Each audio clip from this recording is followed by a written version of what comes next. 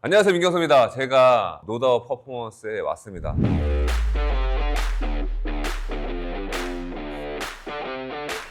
박윤열 트레이너님 만나기 위해서 왔는데 잠깐 소개 부탁드리겠습니다. 안녕하세요. 노다웃에서 재활 트레이닝을 맡고 있는 박윤열 선수 트레이너입니다. 제가 진짜로 이분의 커리어를 압니다. 이분이 고수란 걸 느낀 게 질문할 기회를 안 줘요. 제 거 다 뽑아먹으려고. 오늘 저희가 방카르트를 진행을 할 거예요. 네. 근데 실제로 방카르트 회원님을 모셔서 할 건데 그 회원님에 대해서 한번 소개를 해주시면 좋겠어요. 어떤 상태인지, 네. 어떻게 진행하고 있는지. 대학교 야구 선수인데 타자를 하고 있어요. 근데 이 경우는 저희가 흔히 슬라이딩을 하는 경우에 좀 방카르트가 많이 발생한다라고 이야기를 들으셨을 건데 이 친구 같은 경우에는 타자가 스윙을 하는 도중에 어깨가 빠졌다라고 해서 수술을 했고 수술한 지 지금 4개월 정도 되고 있는 친구입니다. 방카르트 모르시는 분들이 많이 계실 것 같아요. 그 방카르트가 무엇인지 설명을 해주시면 좋을 것 같습니다. 근데 방카르트가 사실 이제 야구 선수들에게는 좀 흔할 수 있고 일반인들에게도 요즘은 스포츠 손상으로 많이 알려져 있는데요. 슬랩이랑 많이 좀 혼동하시는 분들이 많으세요. 슬랩은 우리가 동그라미를 기준으로 시계가 있다고 가정하면은 10시에서 2시 방향에서 많이 그 관절 하순이 손상된 거를 말씀드릴 수가 있고요. 방카르트 같은 경우에는 3시에서 6시 방향 정도에서의 손상을 말하는데 사실 슬랩과 방카르트의 가장 큰 차이점은 슬랩은 야구 선수나 운동 선수들 혹은 이 머리 위로 팔을 드는 선수들에게서는 누구나 나타날 수 있어요. 하지만 방카르트는 확실한 외력, 넘어지거나 쓰러지거나 무언가를 세게 잡는다거나 이렇게 사고가 있지 않은 이상은 방카르트가 나오기가 쉽진 않거든요. 그래서 이거에 대한 구분을 조금 처음에 잘 해주시는 게 가장 방카르트를 치료하는 데 있어서 좋은 기준점이 되지 않을까 싶습니다. 네, 맞습니다. 그래서 진단이 정확하게 돼야지 정확한 커리큘럼에 들어갈 수 있기 때문에 정확한 진단이 너무나 중요할 것 같고, 그리고 방카르트는 이제 우리가 탈구가 네네. 나타나는 그 병변인데 뼈에 그 멍자국이 나는 경우가 많습니다. 상완골이 이제 포켓에서 빠지면서 대인근 쪽으로 쏠리니까 한번 이렇게 치고 들어가기 때문에 멍이 드는 자국이 있는데 그걸로 또 방카르트를 예측해 볼 수 있는데, 사실 우리가 MRI로 찍을 수 있는 게 아무리 좋은 걸 찍어도 제가 알기로는 60%로까지밖에 못 보는데 그 외에 실제 와가지고 우리가 여러 가지 검사를 하면서 거기에서 확률을 좁혀가서 재활을 진행하는 거잖아요. 그래서 그런 부분들까지 오늘 알려주시면 네. 좋을 것 같습니다. 알겠습니다.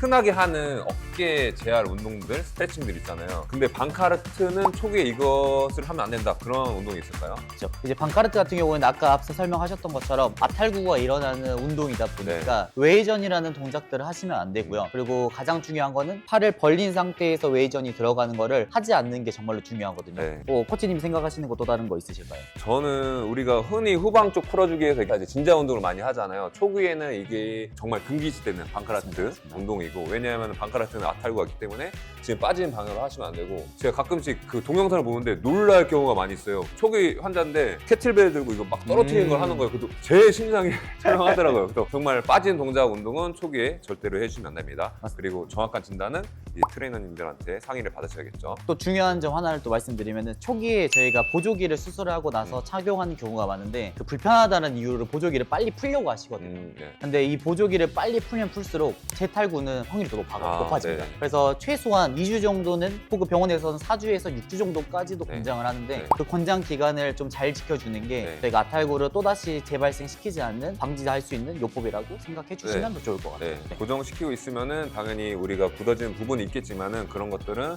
이제 재활센터 아니면 야구센터 오셔가지고 케어를 받을 수 있으니까 그 순서를 다 잘 지키면 회복이 빨라질 수 있겠죠. 네. 이제 우리가 본격적으로 실제 회원님 모셔가지고 순서를 진행해 보도록 하겠습니다. 네. 회원님, 이쪽으로 오시죠. 실제 방카르트 있는 그 학생이고 자기소개 한번 부탁드릴게요. 대덕대학교 김민석입니다. 네, 반갑습니다. 저도 선수 때 성격이 이랬어요. 어떻게 해서 다쳤는지, 그리고 지금 상태가 어느 정도 되는지 간단하게 얘기해 주시면 좋을 것 같아요.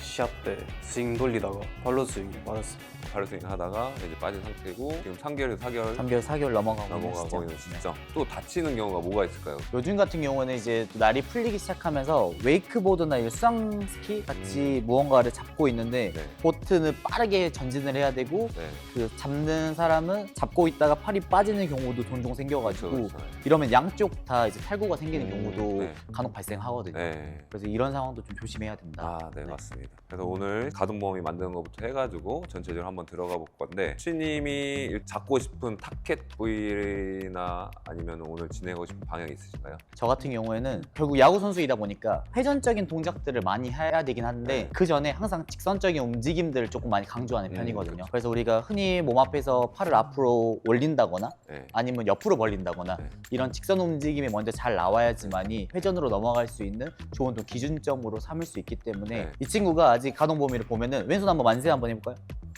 살짝 부족해요. 플렉션이 조금 부족한 상태여가지고 이걸 조금 더 잘할 수 있게끔 만들려고 해볼 겁니다. 네, 실제로 이제 매뉴얼부터 해가지고 우리가 능동적 운동까지 들어가 보도록 하겠습니다. 자, 일단은 박윤령 코치님께서 먼저 매뉴얼 들어가도록 할 텐데요. 어떤 부위를 들어가는지 설명해 주시고 들어가면 되겠습니다. 저 같은 경우에는 일단 이 친구가 왼손을 지금 수술한 상태이기 때문에 가동 범위를 먼저 확보하고 갈 건데 왼손 한번 만세 한번 해볼까요?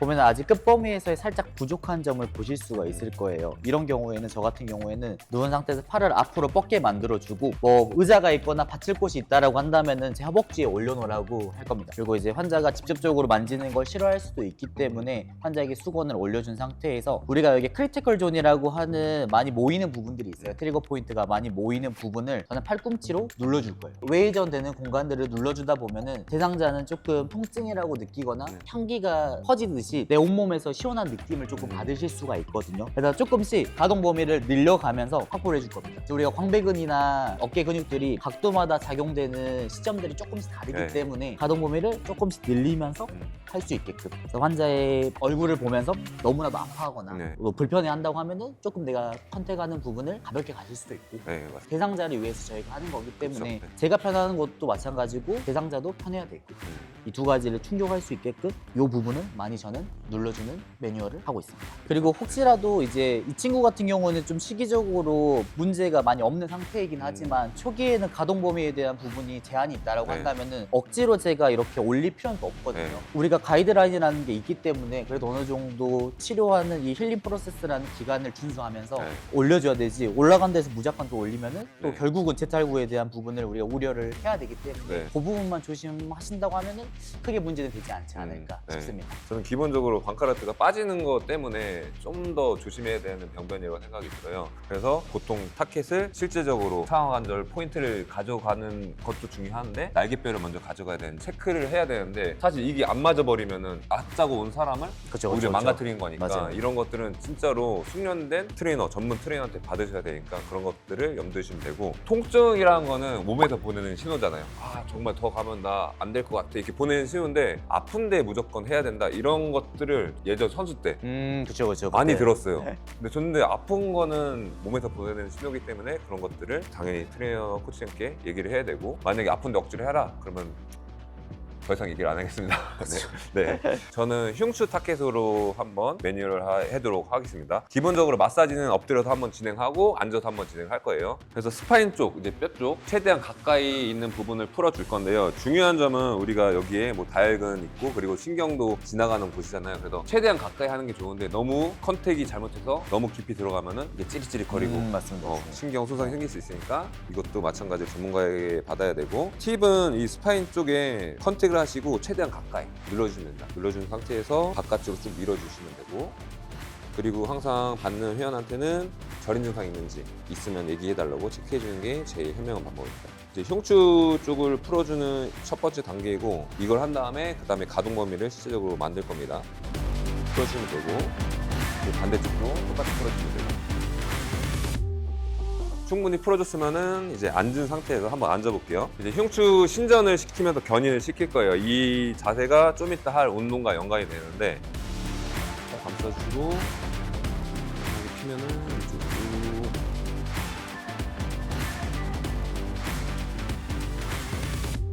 흉추를 풀어주는 이유는 우리가 팔을 들 때 날개뼈도 당연히 사용이 들어가겠지만 흉추의 신전도 가동 범위에 포함되기 때문에 흉추를 풀어줘서 최소한 움직일 때 못 가는 동작까지 가버리면 또 염증이 생길 수 있으니까 그런 거를 위한 스트레칭이라고 보시면 됩니다.